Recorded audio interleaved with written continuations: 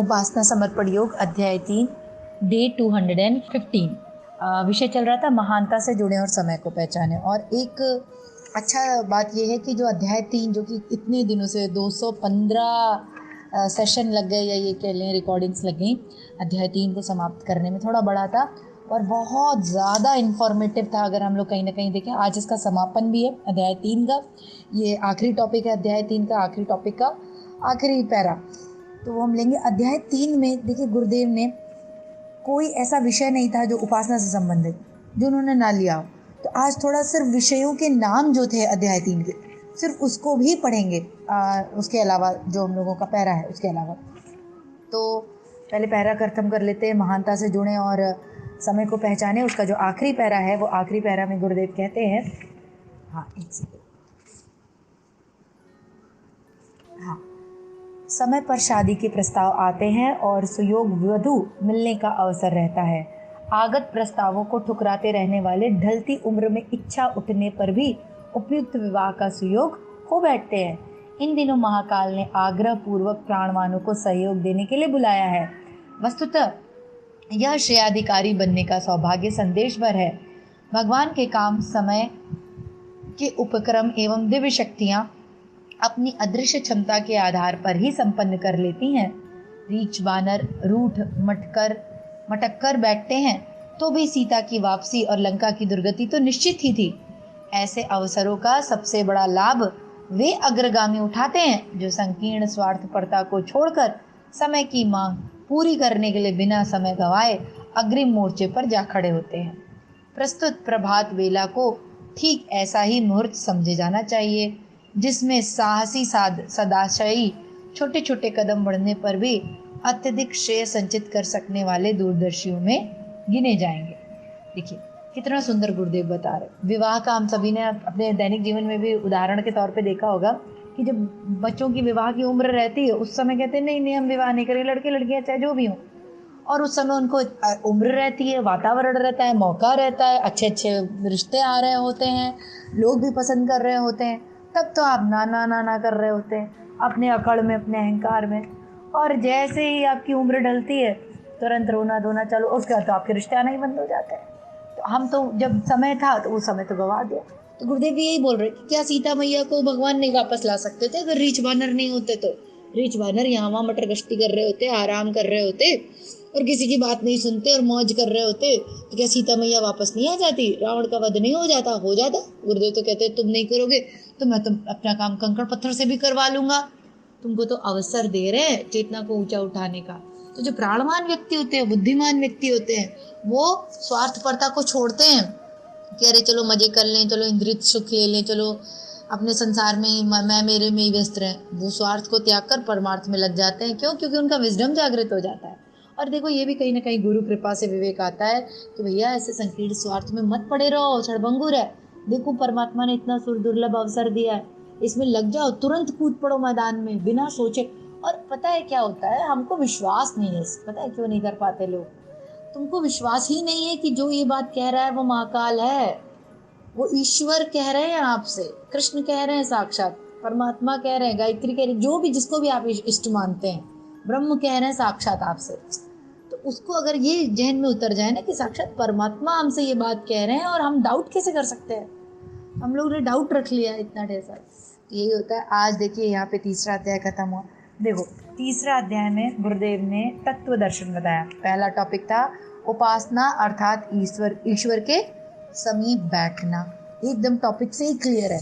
उपासना का मतलब सिर्फ कर्मकांड नहीं है, हृदय से ईश्वर के समीप बैठना, ये उपासना का पहला पॉइंट।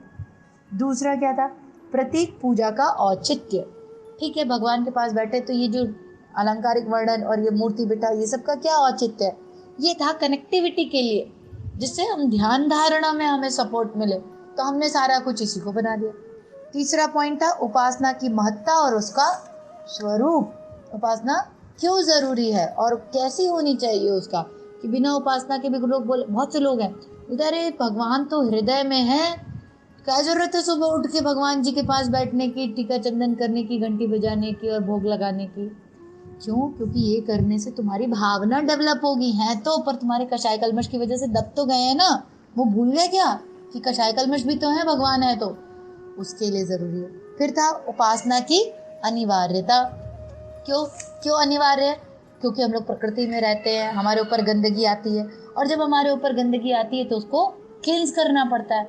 उस गंदगी को क्लींस करने के लिए उपासना का क्रम जरूरी है। फिर था आद्य शक्ति की उपासना से जीवन को सुखी बनाइए।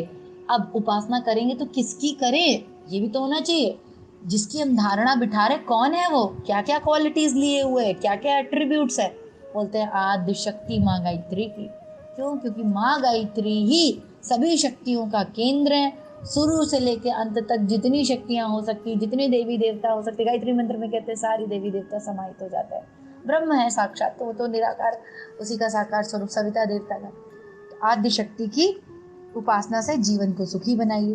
कैसे? माँ सबको सब कहते हैं ना, गायत्री माता के 10 हाथ हैं, 5 आध्यात्मिक विभूतियां देती हैं और 5 भौतिक जगत की। फिर था टॉपिक की उपासना बिना कल्याण नहीं।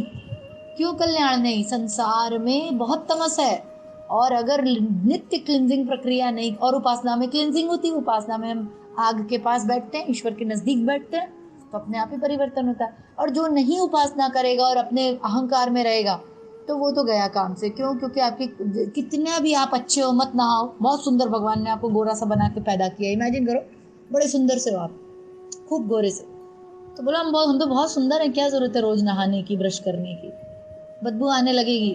खड़े ही प्रकृति में वो पंच तत्वों का शरीर है। बिल्कुल उसी तरीके से ठीक है, कण कण में परमात्मा हमारे अंदर भी है, क्या जरूरत है उपासना करने की, सेवा करने की, और फलाना और ढमकाना और आद्य शक्ति और ये और वो। अरे नहीं करोगे तो बदबू आने लगेगी, कषाय कल्मष चलते जाएंगे। क्यों? क्योंकि प्रकृति त्रिगुणात्मक है। यहाँ जितना सत है उतना रज भी है, उतना तम भी है। नेक्स्ट था कि उपासना को दैनिक जीवन में स्थान मिले। देखो दैनिक जीवन में क्यों, वही बात है, रोज ब्रश करने की क्या जरूरत है? क्यों रोज दांत मांजते हो?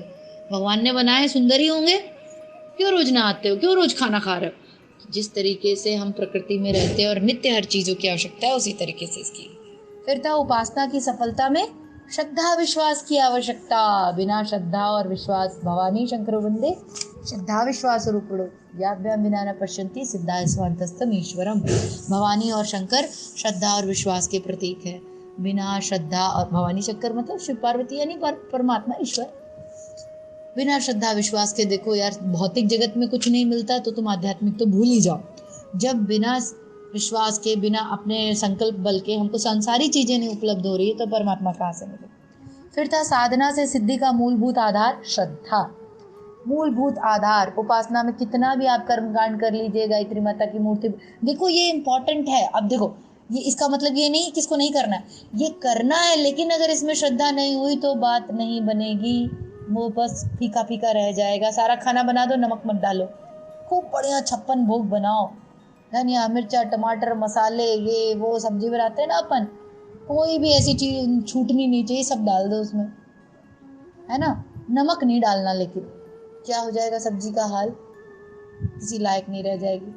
बिल्कुल उसी तरीके से सब कर दो। गायत्री माता की फोटो लगा दो, चंदन टीका अक्षत फूल घंटी कटोरिया आसन, श्रद्धा मत रखो, लेकिन सब बेकार हो जाएगा। फिर कहते हैं पूजा उपचार का तत्व ज्ञान। हाँ, ये जो पूजा पाठ अपन करते हैं इसका तत्व दर्शन, यानी चंदन लगा रहे हैं तो क्या भावना करें, अच्छा चढ़ा रहे तो क्या भावना करें, प्रकाश कर रहे हैं दिया जला रहे तो क्या भावना करें। कोई भी कृत्य सिर्फ करने के लिए ना करो, उसके पीछे के तत्व को भी उतारो। फिर था आत्मिक प्रकृति का प्रथम सोपान जीवन शोधन। अब उपासना क्यों करते हैं? आत्मिक प्रकृति के लिए, तो लेकिन उसका प्रथम सोपान, पहली सीढ़ी थी जीवन शोधन। अगर जीवन शुद्ध और पवित्र नहीं हुआ, मतलब अंतःकरण का क्लिंजिंग, सफाई अभियान नहीं चालू किया, तो परमात्मा कहाँ उतरेंगे।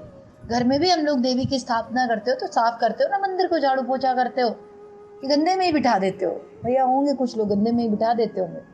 इसी तरीके से जब अंतःकरण में परमात्मा को उतारना क्या वो ऑलरेडी है, तो उस ऊर्जा को प्रकट करना है, अगर अवेयरनेस में लाना है तो क्या था पहला सोपान? जीवन साधना, शोधन, जीवन को शोधन। फिर था उपासना को समग्र रूप में अपनाए, समुचित लाभ उठाए। देखो कोई भी चीज आधा अधूरा करो तो मजा नहीं आता। समग्रता मतलब उसके हर पहलू, हर एस्पेक्ट को जीवन में ले लेना। फिर था अंतरंग के इष्ट देव की उपासना ही सार्थक एवं सच्ची साधना। अब देखो, जहाँ तक कि बाहर की देवी देवता मूर्ति पूजा मंदिरों की चर्चा चल रही थी, तो अब गुरुदेव बता रहे वो तो हुआ शुरुआती पहला स्टेप है, आपकी श्रद्धा डेवलप करने के लिए स्टेप्स हैं। पर सही में देवी देवता कहाँ रहते थे? हम लोग ने पढ़ रहे थे ना, गणेश भगवान कहाँ है? अरे ये जो हमारे पंचकोश हैं यही पांचों देवी देवता है, गौरी गणेश ब्रह्मा विष्णु महेश, यही पढ़ा था ना। ये सातों चक्र पांच कोश यही है, इन्हीं को जागृत कर लो, तुम्हारे अंदर देवी देवता। तो अंतरंग के इष्ट देव की उपासना ही सार्थक एवं सच्ची साधना। अंदर जो भगवान बैठे हैं उनकी उपासना आराधना करोगे तो वो सच्ची होगी। इस महान अवलंबन का परित्याग न करें, परमात्मा के साथ इस महानता को ना छोड़ें। ये ईश्वर की शक्ति है, दैवी शक्ति। अवलंबन मतलब उसका जो आश्रय है उसको मत छोड़ो। इसको छोड़ दिया तो संसार तो देख ही रहे हो, नश्वर है, क्षणभंगुर है और बहुत क्षणिक है, इतना क्षणभंगुर है, इतना नश्वर है, माया है, पूरा इल्यूजन, डूबते जाओगे, है ना, निकलने का अवसर नहीं मिलेगा। उपासना की सफलता के मूलभूत आधार कैसे होते हैं? सफलता के मूलभूत आधार क्या थे? जब पढ़ा था आत्म परिष्कार, आत्म कल्याण, ये सब पढ़ा था ना, वही है ये। उपासना कतिपय मार्मिक भावना स्तर, वही बात है। श्रद्धा कहीं लिखा है, फिजिक्स में कहीं पढ़ा था कि श्रद्धा होनी चाहिए तब कोई इक्वेशन पूरी होगी। केमिस्ट्री में लेबोरेटरी में कोई रिएक्शन तब होगा जब उसमें श्रद्धा होगी। कभी पढ़ा था?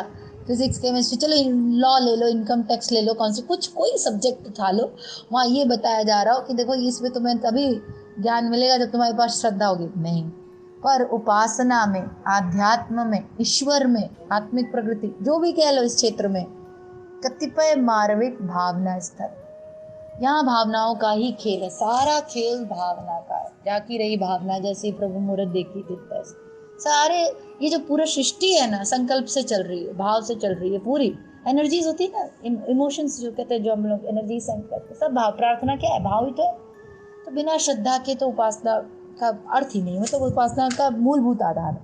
आत्मिक प्रकृति के दो प्रधान आधार, भवानी और शंकर, है ना। दो आधार क्या थे कि एक तो हम लोग बाहर आउटर जो कर्मकांड वाला पक्ष था और एक श्रद्धा वाला पक्ष था, यही थे ना दो आधार। तो कर्मकांड वाला बैलेंस्ड रहना चाहिए। देखो, ये नहीं कि हम एक ही तरफ कर रहे हैं और एक एकदम ही छूटा हुआ है, सब कुछ व्यवस्थित चलना चाहिए। गुरुदेव ने तो देखो बड़े अच्छे अच्छे सूत्र दिए हैं। अगर गुरुदेव के सूत्र को जीवन में जो व्यक्ति उतार लेना, कुछ करना, इसीलिए देखिए गुरु का महत्व हुआ करता था। गुरु मतलब ही होता था कि आपको चीज़ें ईजी करके बता दे। हम लोग गुरु क्यों करते थे? स्कूल कॉलेज क्यों जाते हैं? कि इनकम टैक्स है, पढ़ रहे हैं, नहीं समझ में आ रहा, बहुत कठिन है। फिजिक्स पढ़ रहे हैं, नहीं समझ में आ रहा, बहुत कठिन है। गुरु क्या करता है? सरल करके सूत्र बता देता है, कुछ टिप्स दे देता है, कोई गूढ़ मार्मिक रहस्य बता देता है, आधार बता दे, बेस क्लियर कर देता है, सारी बात समझ में आ जाती है। यही गुरु यहाँ भी कर रहे हैं। दैनिक उपासना की सरल किंतु महान प्रक्रिया। उसके बाद क्या था? स्टेप्स बताए थे, कैसे अपना न्यास करिए, प्राणायाम करिए, ध्यान करिए, पवित्रीकरण करो, चंदन क्यों लगाओ, भगवान का स्वागत करो, नैवेद्य चढ़ाओ, ये सारे स्टेप पढ़े थे ना। दैनिक उपासना की सरल एवं किंतु महान प्रक्रिया, रोज उपासना कैसे करें। फिर था आत्मोत्कर्ष के लिए उपासना की अनिवार्य आवश्यकता। आत्मा की उन्नति बिना उपासना पहली सीढ़ी है, उसको छोड़े बिना कुछ भी करो नहीं मिलेगा।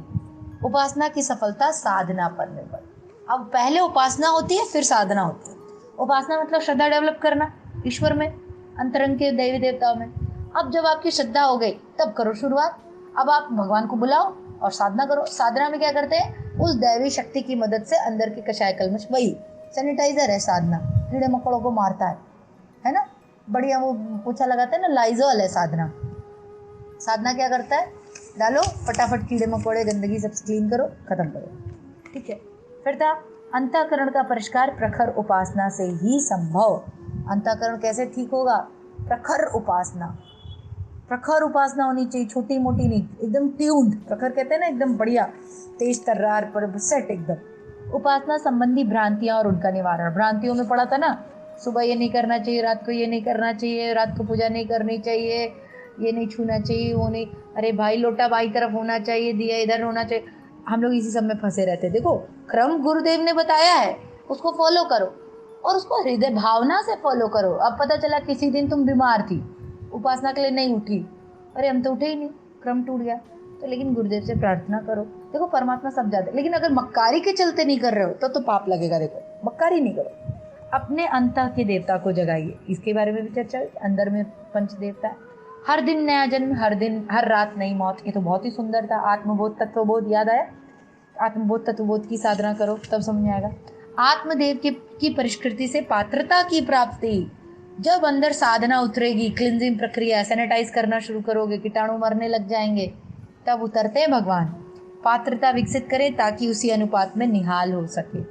जब आप पात्र बन गए, अब क्लिनजिंग हो गई, खेत के एकदम अंदर साफ हो गया, अब उतरेंगे, अब पात्रता बढ़ गई, अब आओ, अब ले लो सारे अनुदान वरदान, शक्तिपात करवा लो, पात्रता के अनुरूप पुरस्कार मिलेगा। जिसने जितना बढ़िया साफ से, गुरु ठाकुर कहते थे ना, जिसका शीशा जितना साफ चेहरा उतना सुंदर। फिर क्या था, हमारी भावी पात्रता और उसका स्पष्टीकरण। पात्रता अब आगे के लिए कैसे बनाए, भविष्य के लिए, और क्यों बनाए, युग निर्माण के लिए। फिर था आत्मोत्कर्ष के 4 आधार।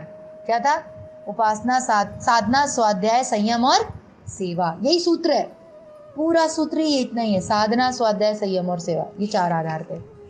फिर नेक्स्ट टॉपिक क्या पढ़ा था हमने, सूक्ष्म वातावरण का अनुकूलन सामूहिक उपासना के द्वारा।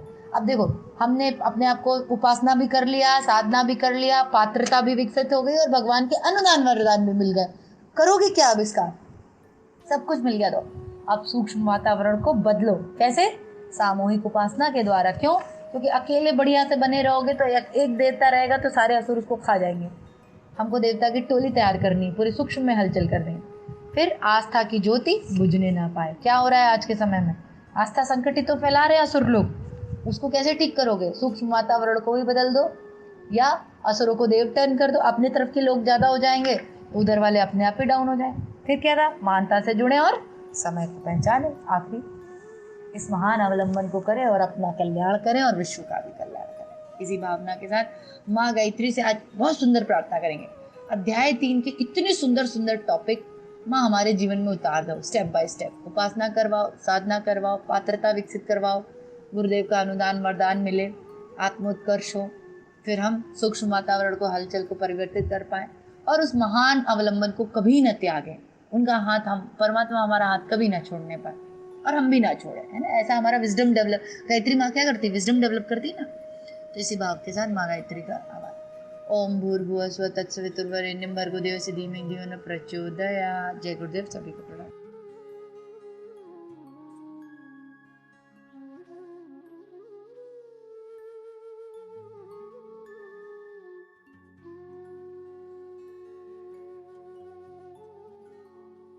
हमारे YouTube चैनल को सब्सक्राइब करें और बेल आइकन को दबाकर ऑल पर क्लिक करें ताकि नोटिफिकेशंस आपको मिलती रहें।